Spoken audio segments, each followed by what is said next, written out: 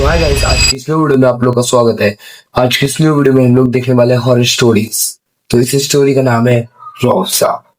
तो देखते हैं स्टोरी कैसे होने वाली है, ज्यादा हॉरर हमें डराती है कि नहीं, देखते हैं। तो गाइस स्टार्ट करते हैं। 1 2 3 लेट्स। ये कहानी कई साल पुरानी है।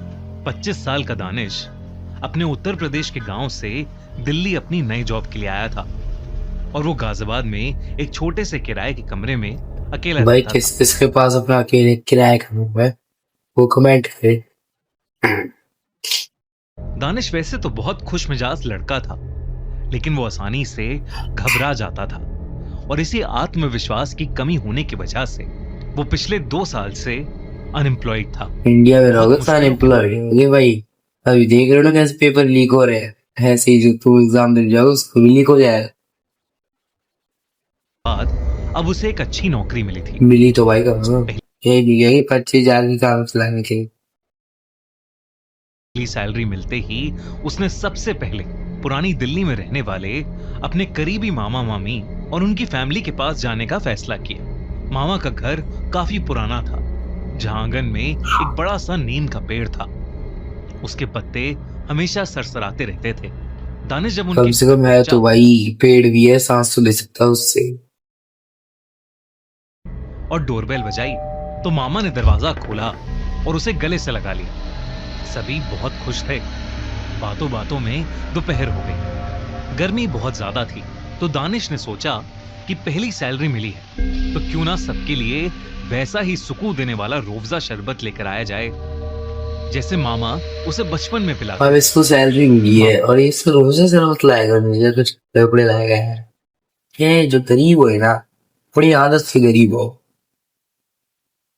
मामा ने मना किया कि धूप तेज है, पर दानिश नहीं माना और वॉलेट जेब में डालकर निकल पड़ा। दानिश सीधा पुरानी दिल्ली की तंग गलियों वाले बाजार की तरफ गया।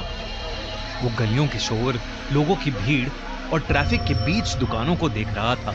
तभी उसे गली के आखिर में बहुत ही पुरानी पर सुंदर दुकान दिखी। उस दुकान के अंदर शरबत कांच के बड़े-बड़े जादुई लगने वाले मर्तबान जार्स रखे थे, जिसमें गहरे लाल रंग का मुझे ऐसा लग रहा है कि खून से बना रखा है, लाल लाल इसमें शरबत था।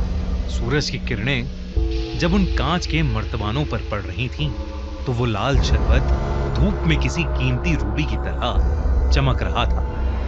दुकान से ताजे गुलाबों और सदाबहार फूलों की इतनी प्यारी खुशबू आ ये रही कोने थी में कौन बैठा भाई है? का वहां से जाने का मन ही नहीं कर रहा था। दुकान के काउंटर पर एक अजीब सा आदमी बैठा था। उसके बाल और लंबी दाढ़ी बर्फ जैसे सफेद थे। लग रहा है जम रखे है। चेहरे पर एक अजीब सी मुस्कान थी, एक डरा देने वाली मुस्कान। वो आदमी अपने आप ही बोल पड़ा, दानिश मियां शरबत पिएंगे? दानिश ने उसे अपना नाम नहीं बताया था। उसको नाम कैसे पता चला उसका? कुछ तो बोला भाई। ने हंसते हुए कहा कि इस बाजार में आने वाले हर प्यासे का नाम उसे पहले से पता होता है। उसने कांच के एक साफ ग्लास में वो खूबसूरत गहरे लाल रंग का शरबत निकाला और दानिश के सामने रख दिया। उसने बताया कि ये उसका स्पेशल शरबते रूह है। गुलाबों और फूलों की महक से दानिश का दिमाग तरोताजा हो गया। दानिश ने एक घूंट लिया और जैसे ही शरबत उसके गले से नीचे उतरा, उसे ऐसा लगा कि जैसे उसके शरीर की सारी थकान और घबराहट पल भर में इसकी आंखें क्यों लाल हो गई? मुझे लगता है इसमें जहर मिला रखा है तभी तो है और उसमें जैसे एक नया कॉन्फिडेंस आ गया हो। दानिश ने एक्साइटेड होकर उस शरबत की 10 बड़ी बोतलें खरीद लीं, लेकिन अचानक बोतलें देते वक्त उस आदमी ने दानिश का हाथ पकड़ लिया। अगर मेरा हाथ पकड़ता ना डायरेक्ट ज्यादा ठंडा था। उस दुकानदार ने अपनी आंखें दानिश की आंखों में बुड्ढे तेजो जमाने ने तो हाथ क्यों पकड़ रहा है? नौकर लग रहा गाड़ कर बिल्कुल धीमी सरसराती आवाज में कहा, ये शरबत तुम्हारे अंदर की सारी कमजोरी को हमेशा के लिए निगल जाएगा, लेकिन इसकी कीमत ये खुद मांगेगा। और जब वक्त पूरा हो जाएगा तो मैं अपना हिसाब खुद कर लूंगा। दानिश को उसकी ये बात सुनकर हंसी आ गई। उसे लगा कि ये दुकानदार उम्र की सठी वजह आ से गया है। थोड़ा पागल हो गया है। दानिश ने काउंटर पर पैसे रखे, सारी बोतलें उठाई और वापस मामा के घर पहुंच गया। घर 10 आकर बोतलें दानिश ने खरीदी सबको था। वो लाल शरबत पिलाया। मामा मामी और उनके बेटा और बेटी सबको उस शरबत रूह का टेस्ट शरबते रूह। बहुत अच्छा लगा और सबने कहा कि उन्होंने ऐसा शरबत जिंदगी में आज तक कभी नहीं क्या पिया पता था। मैं जिंदगी में आखिरी दानिश ने बार मामा पिया की हूँ। फैमिली के साथ डिनर किया और फिर अपने घर वापस लौट गया। उस दिन के बाद से दानिश ने रोज सुबह शाम वो रोज शरबत पीना शुरू कर दिया। वो अब पहले से कई गुना ज्यादा एक्टिव और तभी वैसे ताकतवर लग रहा महसूस है। करने लगा था। ऑफिस में भी सब उसकी तारीफ करने लगे थे। लेकिन कुछ ही दिनों बाद एक अजीब और खौफनाक खबर आई। उसके मामा की सबसे छोटी बेटी जो रात को आइसक्रीम खाने निकली थी, अचानक घर से घर से लापता हो लापता गई। हो गई। ये सुनते ही दानिश तुरंत मामा के घर शिफ्ट हो गया। ताकि उसने छिप कर देखा तो और मामा कौन आ गया भाई धीरे-धीरे इसके घर में। अपने हाथ का मांस निकालकर खा रहे थे। उनका चेहरा पूरे पीला हाथी पड़ मोस चुका खा रहा था, भाई। आंखें सटी आ सफेद गए थे। होकर ऊपर घूम चुकी थीं और वो अजीब तरीके से कांप रहे थे। भाई यार उनके क्या हो मुंह गया से साथ को। एक घिनौनी, डर पैदा करने वाली मरेगा ही। हंसी निकल रही थी, जो देखकर लग रहा था कि वो हंसी किसी इंसान की नहीं हो सकती। एकदम से दानिश के मामा अपना खून में कि तेरे लथपथ को शरीर लिए इंसान कैसे दिख आंगन रही की है भाई, तरफ मेरे को दौड़े। तो प्योर घर भूत की लग रहा है। ऊंची दीवार पर एकदम से चढ़े और एक भयानक झटके के साथ ऊपर से नीचे छलांग लगा दी। दानिश खुद सुबह से शहीद बचवाता मिला तो हुआ अपना ही खाने इससे लग गया। पहले वो अंधेरे में अचानक गायब हो गए। जब वो रात में अपनी मामी और उनके बेटे को ये बताने गया तो वो लोग भी घर से गायब थे।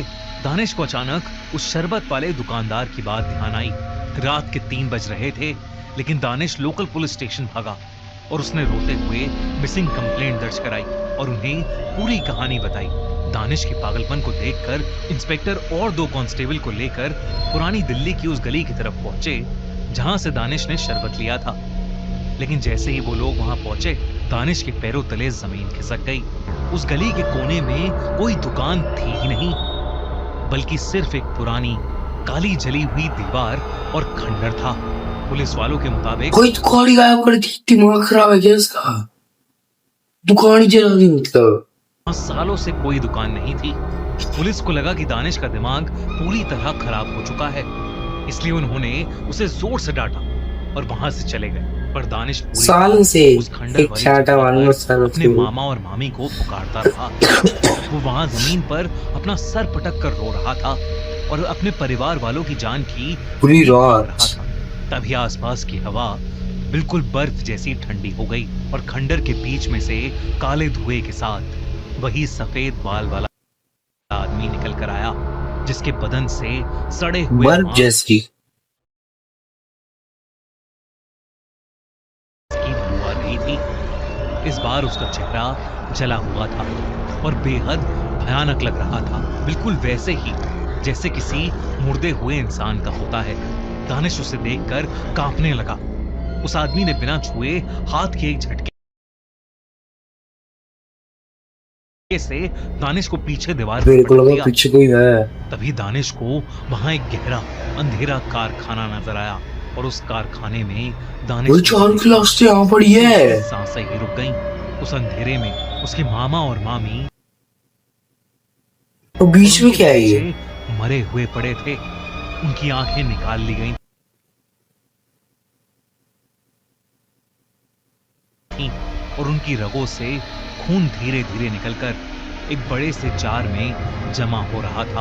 और तब वो सफेद अब बाल वाला समझ आया। वो शरबत रूह का मतलब इंसानी रूह से बनने। रूह जो का मतलब इंसानी खून। रूह से बनता है और उसे पीने वाले की सारी दिक्कतें दूर हो जाती हैं। लेकिन ये एक कीमत मांगता है, इंसान की रूह मांगता है। ये सुनते ही अचानक दानिश की आंखों के सामने सब धुंधला होने लगा और उसे चक्कर आने लगे। दानिश की जब आंख खुली तो वो एक बोतल में बंद था और उसके सामने वही सफेद बाल और दाढ़ी वाला आदमी था।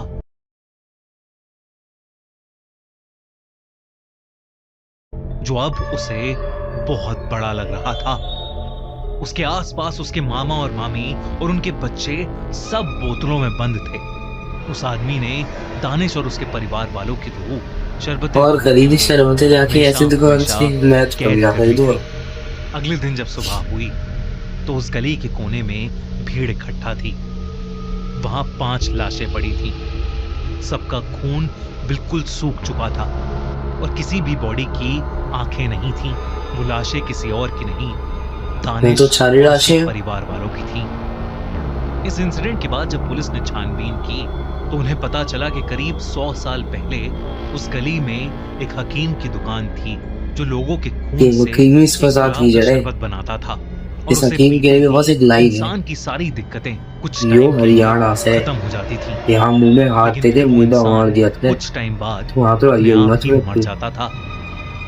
सब लोग उस हकीम से डरने लगे थे क्योंकि 2-3 लोगों ने उसके कारखाने में छोटी-छोटी बोतलों में गायब हुए लोगों को बंद हुआ देखा था।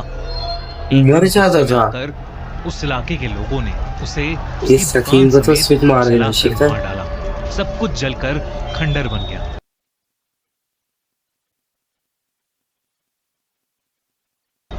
पर बस एक दीवार बाकी रह गई थी। तब से वहां कई तांत्रिक लोगों ने कई किस्म के धागे और ताबीज बांधे हुए थे जो हाल ही में खुल गए थे। इस हादसे के बाद दोबारा उस जगह की झाड़ फूक हुई और उसे फिर से धागों और आपको वीडियो अच्छी लगी तो चैनल को सब्सक्राइब कर देना। तो मिलते हैं नेक्स्ट वीडियो।